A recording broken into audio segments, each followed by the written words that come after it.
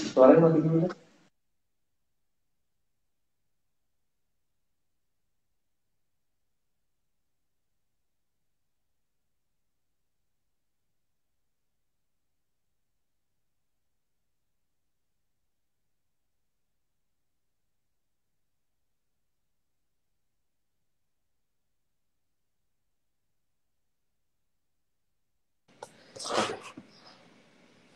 Halo, selamat pagi kawan pajak Garut. Eh, Bertemu lagi hari ini dengan eh, pembahasan yang baru tentunya dari KPP Pratama Garut.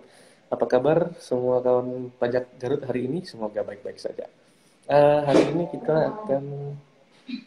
Oh ya, sebelum kita mulai perkenalan dulu, saya Andre sebagai host di live Instagram kali ini, kemudian ditemani oleh rekan saya, Salsabila Alif, sebagai pemateri untuk pembahasan hari ini.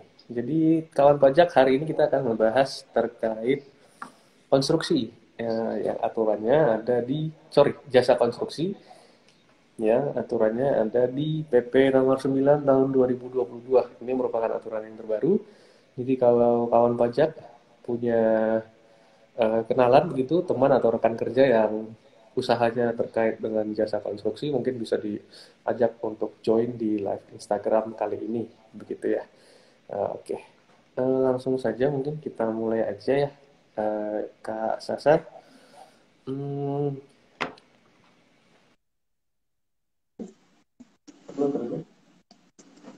Oke, halo Kak Andre, halo kawan pajak Garut semua. Senang sekali ya rasanya hari ini bisa berjumpa kembali dengan pembahasan yang baru. Baik seperti yang sudah Kak Andre sampaikan ya, kawan pajak, hari ini kita akan membahas terkait pajak penghasilan dari usaha jasa konstruksi. Nah, gini Kak Andre, sebelumnya saya mau infoin nih, aku mau infoin kalau PP nomor 9 tahun 2022 ini adalah perubahan kedua atas peraturan pemerintah nomor 51 tahun 2008 tentang pajak penghasilan atas penghasilan dari usaha jasa konstruksi. Jadi ini merupakan perubahan kedua. Nah, perubahannya apa aja? Hari ini kita akan bahas bareng nih Kak Andre. oke, Kak Sasa, mungkin kita langsung ke pertanyaan pertama saja ya, terkait aturan di PP 9, PP nomor 9 tahun 2022. Nah, yang pertama itu, untuk usaha konstruksi, itu jenis PPh-nya apa, Kak Sasa? PPh tidak final kah? PPh final kah? Atau gimana, Kak Sasa? Silakan. Oke Kak Andre, untuk penghasilan dari jasa konstruksi ini PPh-nya adalah PPh final ya, PPh yang bersifat final. Sebelum itu, saya juga mau ngingetin nih untuk kawan pajak Garut, ada beberapa hal yang harus kita ketahui terkait dengan peraturan di jasa konstruksi ini. Yang pertama, PPh dari jasa konstruksi ini bersifat final seperti yang tadi sudah dikatakan ya Kak Andre. Kemudian jasa konstruksi itu apa sih sebenarnya? Itu adalah jasa atau layanan ya, layanan baik berupa konsultansi maupun pekerjaannya yang terkait di bidang konstruksi. Jadi dengan adanya layanan ini, kemudian pem, si penyedia jasa ya kita bilangnya penyedia jasa yang memberikan layanan, mereka mendapatkan kontrak atau penghasilan. Nah, atas penghasilan itu ada pajaknya, pajak atas jasa konstruksi. Kemudian yang diketahui kedua adalah pengguna jasa. Pengguna jasa ini adalah stakeholder ya, orang pribadi atau badan termasuk BUT sebagai pemilik atau pemberi pekerjaan yang menggunakan layanan jasa konstruksi. Nah, yang ketiga adalah penyedia jasa itu sendiri yang sudah disampaikan sebelumnya adalah orang atau badan usaha yang memberikan jasa layanan konstruksi ini sendiri. Gitu Kak Andre. Oke, sorry. Oke. Ya itu tadi pertanyaan pertama sudah dijawab oleh Kak Sasa. Semoga sudah cukup menjawab ya pertanyaan apabila kawan pajak punya pertanyaan yang sama terkait hal tersebut. Lanjut ke pertanyaan kedua. Jasa konstruksi itu kan punya beberapa klasifikasi, ya. Klasifikasi, kemudian di aturan tersebut juga sepertinya ada disebutkan beberapa klasifikasi. Boleh disampaikan, Kak Sasa, klasifikasinya apa saja? Oke, Kak Andre, untuk klasifikasi usaha jasa konstruksi ini ada lima jenis ya. Yang pertama klasifikasi usaha jasa konsultansi konstruksi untuk sifat umum. Kemudian yang kedua klasifikasi usaha jasa konsultansi konstruksi untuk sifat spesialis. Kemudian yang ketiga klasifikasi usaha pekerjaan konstruksi untuk sifat umum. Yang keempat klasifikasi usaha pekerjaan konstruksi untuk sifat spesialis. Dan yang kelima, ada klasifikasi usaha pekerjaan konstruksi terintegrasi. Nah, kemudian selain klasifikasi usaha ini juga ada kualifikasi usaha nih Kak Andre. Ada kualifikasi usaha kecil, menengah, dan besar. Gitu Kak Andre. Oke, berarti tadi ada dua hal ya, klasifikasi dan kualifikasi. Kalau klasifikasi itu dibedakan menjadi dua, umum dan spesialis, benar ya? Kemudian kalau kualifikasi itu ada tiga, usaha kecil, menengah, dan besar. Seperti itu ya Kak Sasa. Oke, lanjut ke pertanyaan ketiga. Layanan apa saja yang diberikan untuk usaha jasa konstruksi, Kak Sasa? Baik Kak Andre, untuk di peraturan ini ya, layanan jasa konstruksi ini ada beberapa kegiatannya ya. Yang pertama ada konsultansi konstruksi, jadi membuka layanan untuk konsultansi terkait konstruksi gitu ya.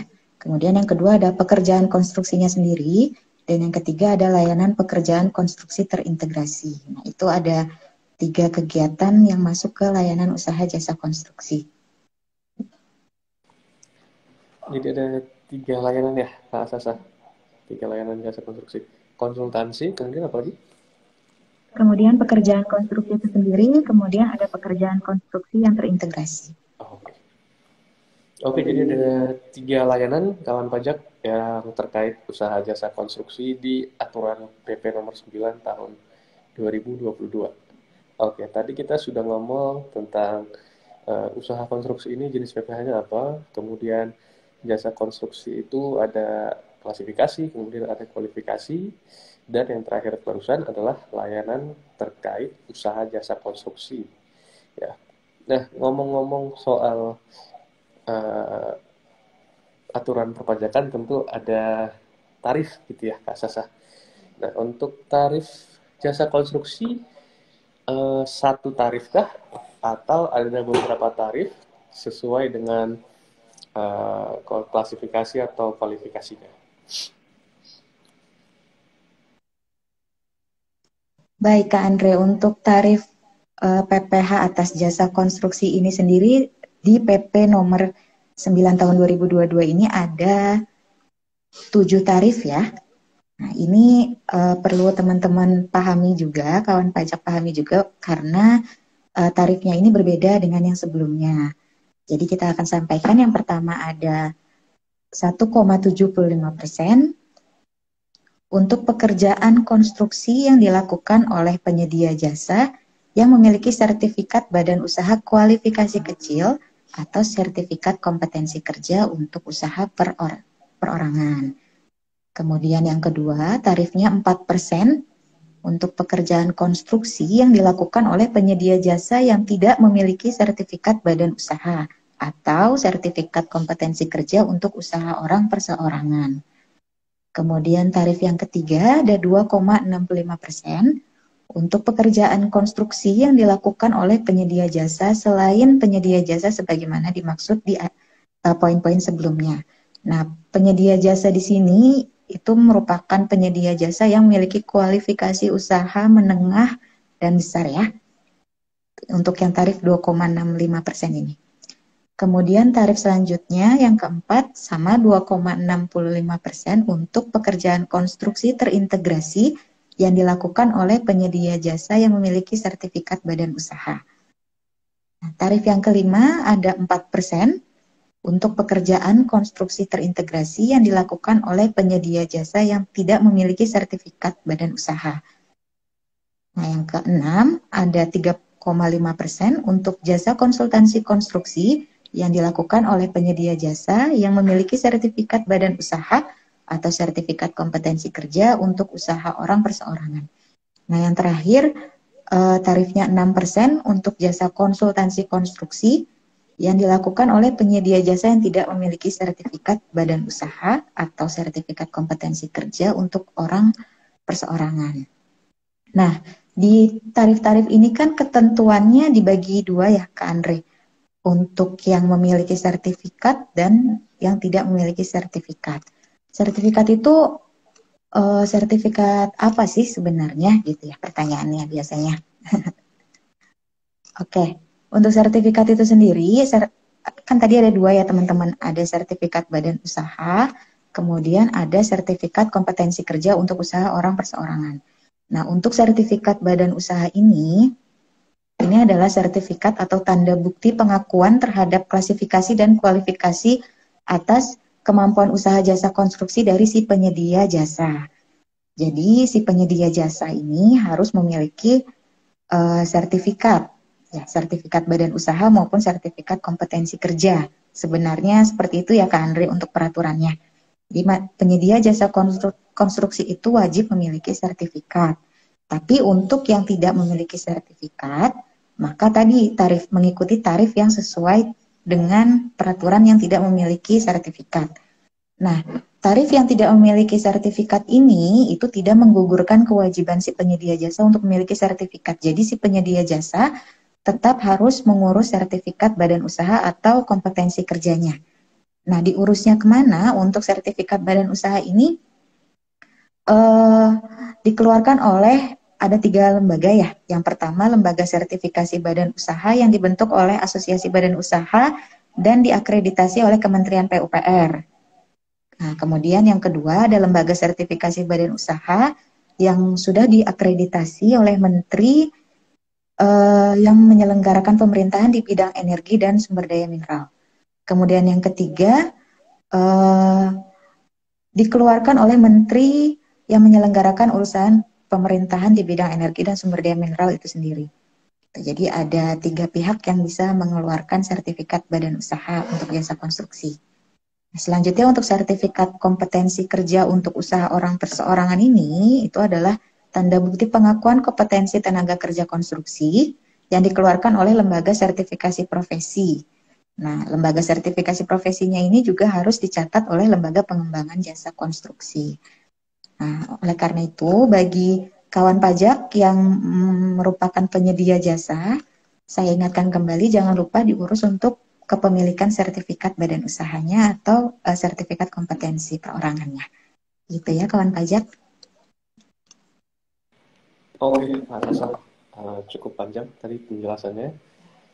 Jadi intinya tarif dari jasa konstruksi itu bukan single tarif ya. Ada beberapa tarif sesuai dengan kualifikasi usahanya gitu ya. Oke. Kemudian Kak Sasa, kapan nih mulai berlaku aturan ini? Apakah di awal tahun 2022 kemarin atau kapan Kak Sasa?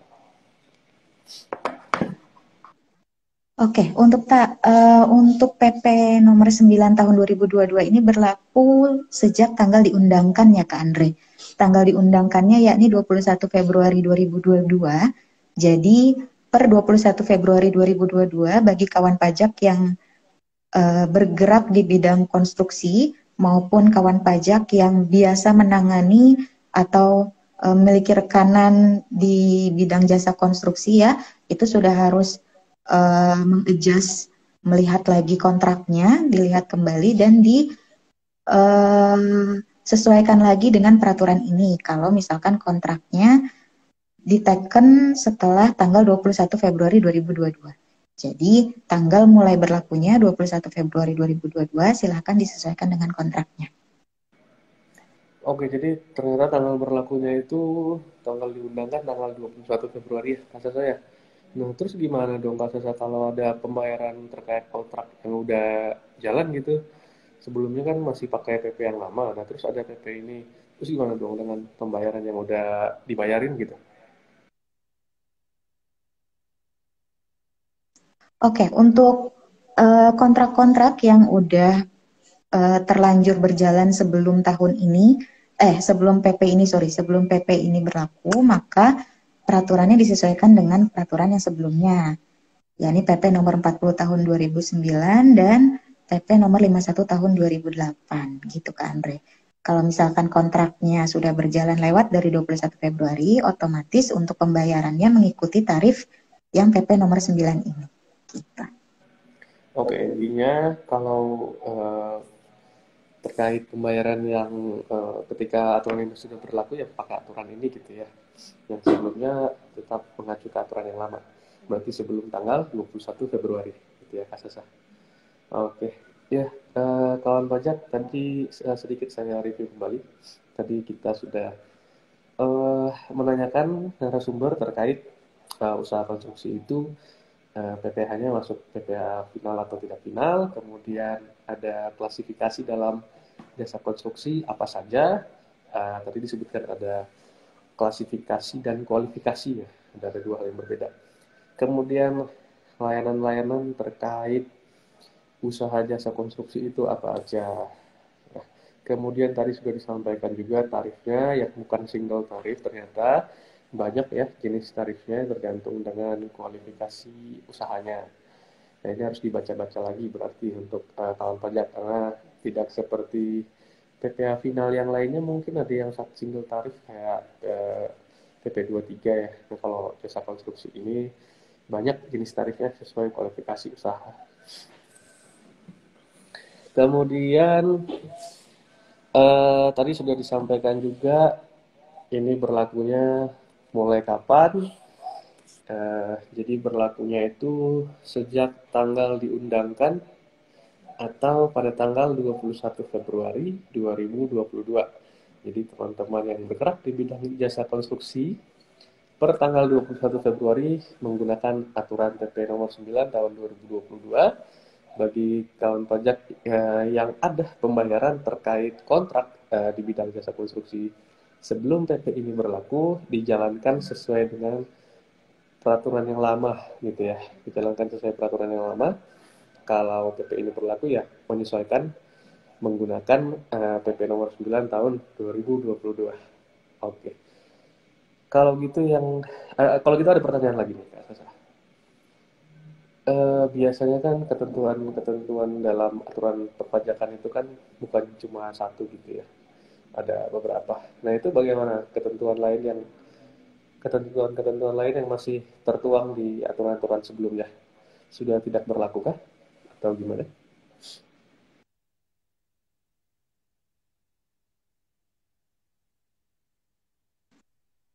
Oke, Kak Andre, untuk peraturan sebelum PP nomor 9 2022 ini diundangkan ya, itu masih berlaku ketentuan-ketentuannya sepanjang ketentuan di peraturan sebelumnya itu tidak diatur di peraturan yang sekarang. Yang sekarang kan kita berpedoman pada PP nomor 9 tahun 2022 ini ya, yang mengatur dengan tarif baru, dengan klasifikasi usaha tertentu gitu ya Kak Andre. Apabila terdapat ketentuan lain yang selain diatur di PP nomor 9 ini, maka ketentuan tersebut akan mengacu ke peraturan sebelum PP nomor 9 ini. Berarti ikut ke peraturan yang PP nomor 40 tahun 2009 atau PP nomor 51 tahun 2008 gitu Kak Andre. Oh, tidak. Jadi, ya seperti itu teman-teman ya. Kira-kira eh, ringkasan bisa dibilang ringkasan terkait PP nomor 9 tahun.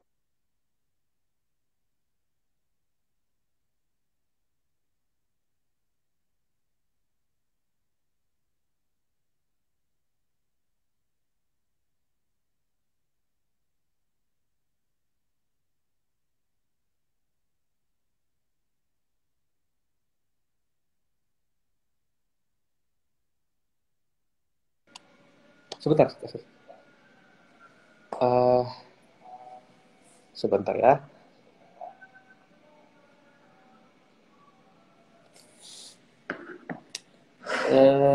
Kak Sasa mungkin tadi ada kawan pajak yang terlewat terkait tarif ya. Boleh disampaikan lagi nggak secara lebih singkat terkait tarif di usaha jasa konstruksi? Langsung ke kualifikasi dan tarifnya saja mungkin. Kalau siapa tahu ada kawan pajak yang begitu selesai live Instagram langsung catat dan lapor ke rekan kerja mungkin. Silakan Kak Sasa. Oke, Kak Andri. Ini saya sampaikan untuk tarifnya ya. Jadi untuk tarif ini saya sampaikan kembali bergantung pada jenis pekerjaan konstruksi atau konsultansi dan kualifikasi usaha ya. Jadi gini, kawan pajak, saya kembali ringkas. Ada 7 tarif. Yang pertama 1,75% untuk pekerjaan konstruksi yang memiliki sertifikat badan usaha yang berkualifikasi kecil atau sertifikat kompetensi kerja. Kemudian yang kedua, 4% untuk pekerjaan konstruksi yang tidak memiliki sertifikat badan usaha atau sertifikat kompetensi kerja. Kemudian yang ketiga, 2,65% untuk pekerjaan konstruksi yang dilakukan oleh jasa kualifikasi menengah hingga besar. Selanjutnya yang keempat, 2,65% juga untuk pekerjaan konstruksi terintegrasi yang dilakukan oleh penyedia jasa yang memiliki sertifikat badan usaha. Kemudian yang kelima, 4% untuk pekerjaan konstruksi terintegrasi yang dilakukan penyedia jasa apabila tidak memiliki sertifikat badan usaha. Kemudian yang keenam, 3,5% untuk jasa konsultansi konstruksi untuk penyedia jasa yang memiliki sertifikat. Nah, yang terakhir 6% untuk jasa konsultansi konstruksi yang dilakukan oleh penyedia jasa yang tidak memiliki sertifikat. Gitu, Andre.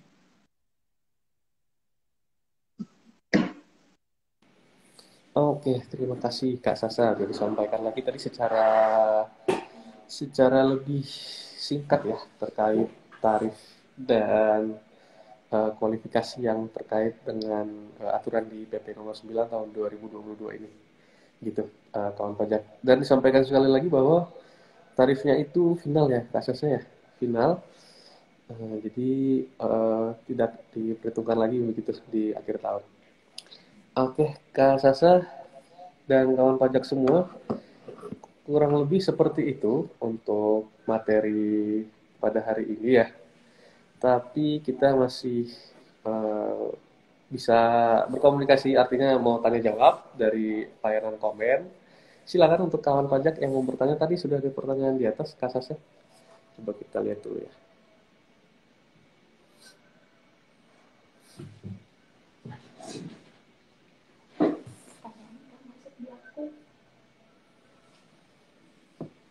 Dari Dinas FTR 11. Jadi tanyanya gini Kak Sasa. Kalau tadi kan jasa konstruksi itu katanya menggunakan PPA final. Nah, kalau untuk perusahaan jasa layanan seperti jasa keamanan atau jasa cleaning service seperti apa? Ini bukan terkait jasa konstruksi ya sih ya sebenarnya ya. Kalau pertanyaannya jasa keamanan dan jasa cleaning service. Silakan Kak Sasa, mau dijawab.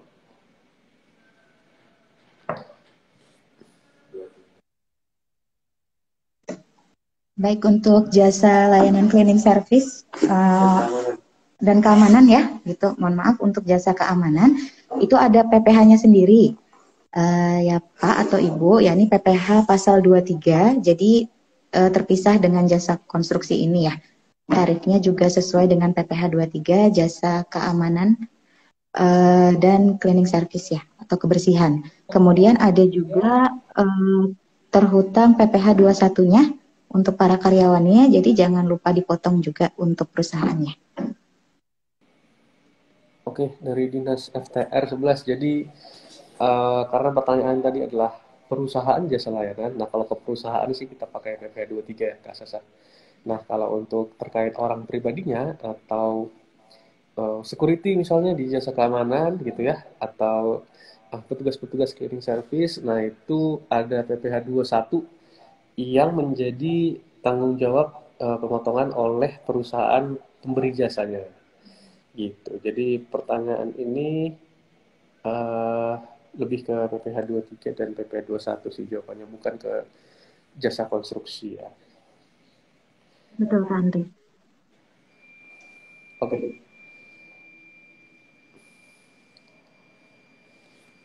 Ada satu pertanyaan lagi nih dari Ilham Khairul 05. Untuk kodenya ambil yang mana katanya? Kode apa Pak Ilham? Kode kualifikasi, kode billing, kode apa Pak Ilham?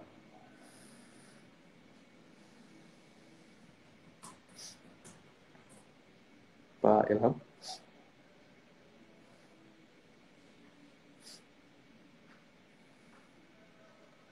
Bisa saya mau dijawab mungkin terkait kode, bisa kode billing mungkin maksudnya? Iya, baik Kak Andre. Untuk Bapak Ilham mungkin ini maksudnya kode billing ya? Apabila yang ditanyakan kode billing atas PPh 23 yang dijawab sebelumnya, itu kode billingnya 411124 untuk kode jenis pajak dan kode jenis setorannya. Gitu. Atau 411121 ya 411121 untuk PPh pasal 21. Oke, sebentar Pak Ilham ya. PPh 23 ada yang hampir sama untuk jasa outsourcing. Oh, kode pemotongan. Kode di bukti potongnya maksudnya Pak Ilham? Gitu ya? Terkait pembuatan bupotnya ya? Mohon maaf Pak Ilham, berhubung kita lagi bahas jasa konstruksi dan pertanyaannya sudah agak uh, menyimpang gitu ya, boleh saya cari dulu pertanyaan yang lebih ke jasa konstruksi ya Pak Ilham, mohon maaf. Dari Dinas FTR, kalau untuk konsultasi pajak bisa langsung datang ke KPP Garut, bisa, atau bagaimana?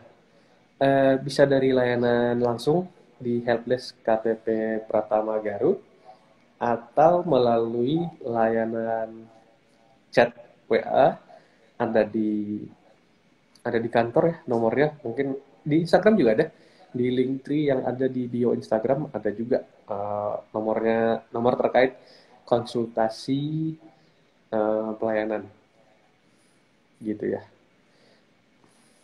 Mungkin sebelum ditutup, Bu Sasa, ini nanggung ada pertanyaan dari Pak Ilham tadi terkait kode bupot katanya. Kalau saya tangkap sih kode bupot ya, karena beliau menanyakan kode pemotongannya. Kode pemotongan terkait hmm, jasa keamanan dan jasa cleaning service tadi. Karena menurut pengalaman Pak Ilham, ada yang hampir sama katanya untuk jasa outsourcing. Itu sama atau enggak sih kira-kira, Kak Sasa? Silakan. Baik, untuk pemotongan PPh 23, untuk 23 sendiri itu kan pemotongan atas penghasilan dari jasa ya, layanan jasa. Jadi selama si perusahaannya itu menyediakan jasa mendapatkan penghasilan karena jasa yang diberikan itu merupakan jasa layanan keamanan atau kebersihan gitu ya, maka tetap terutangnya PPh 23 di 411124 kode billingnya, kode jenis setorannya gitu ya. Nah, untuk pemotongannya, nah ini untuk pemotongannya sendiri saat ini apabila Pak Ilham ini mau bergerak di bidang swasta ataupun instansi pemerintah, saat ini bukti potong sudah digunakan melalui e-Bupot di DJP online. Jadi untuk nomor bukti potongnya itu akan otomatis ada di DJP online-nya gitu, Pak. Jadi ini untuk Bapak sebagai pemberi layanan jasa PPh 23 yang terhutang PPh 23 atau Bapak yang menggunakan jasa layanan keamanan itu saya kurang jelas ini untuk Pak Ilham, tapi gambarannya seperti itu ya. Jadi ada perusahaan memberikan jasa berupa keamanan atau kebersihan terhutang PPh 23. Nah, atas PPh 23 itu dipotong oleh si pemberinya. Nah, yang menerbitkan bukti potong itu melalui DJP online. Tuh, nomornya akan otomatis ada di DJP online-nya. Ya, tapi untuk penyetorannya, nanti untuk kalau misalkan yang ditanyakan penyetorannya menggunakan kode billing yang tadi 411124 untuk kodenya. Gitu Pak Ilham. Jadi kalau untuk pemotongannya silakan dilakukan di DJP online. Apabila Pak Ilham sebagai pihak yang memotong PPh 23 itu sendiri. Gitu Kak Andre. Oke, terima kasih Kak Sasa. Terus ada masukan nih dari Pak Ilhamnya. Next dikasih judul live-nya. Oke, siap. Next kita kasih judul biar tidak menyimpan lagi. Sementara begitu dulu ya, kawan-kawan pajak semua. Jadi kalau misalnya kawan pajak mau nonton dari awal lagi, saya sampaikan apa saja yang sudah disampaikan oleh Kak Sasa dari tadi, dari awal. Ya, jadi untuk kawan pajak, materi hari ini adalah terkait PP nomor 9 tahun 2022. Dari awal tadi Kak Sasa sudah menyampaikan jenis PPh konstruksi itu PPh final atau tidak final, kemudian konstruksi ada klasifikasi dan kualifikasi, itu dua hal yang berbeda gitu. Kemudian layanan apa saja yang diberikan untuk usaha jasa konstruksi gitu ya. Kemudian tadi Kak Sasa juga sudah menyampaikan tarifnya berapa saja karena banyak tarifnya sesuai kualifikasinya gitu. Kemudian berlakunya aturan ini kapan? Kemudian terkait pembayaran kontrak yang sudah dilakukan sebelum aturan ini berlaku bagaimana? Tadi sudah disampaikan juga. Dan untuk ketentuan-ketentuan lain yang masih tertuang di aturan-aturan sebelumnya itu apakah masih berlaku atau tidak. Nah, itu tadi sudah disampaikan di awal, siapa tahu kawan pajak mau nonton dari awal, kira-kira seperti itu tadi isi dari live Instagram kali ini. Oke. Pertanyaan Pak Ilham tadi, uh, pertanyaan untuk menutup live Instagram kali ini. Terima kasih untuk kawan pajak yang sudah menyempatkan waktunya hadir di live Instagram kali ini. Semoga kita bisa bertemu di live Instagram berikutnya dengan pembahasan-pembahasan lain terkait aturan perpajakan yang terbaru begitu, atau mungkin untuk mereview peraturan perpajakan yang sudah ada sebelumnya. Demikian kawan pajak, terima kasih, saya tutup live-nya. Terima kasih Kak Sasa, silakan kalau mau live. Terima kasih. Terima kasih Kak Andre, terima kasih kawan pajak sekalian. Sampai jumpa di kesempatan berikutnya.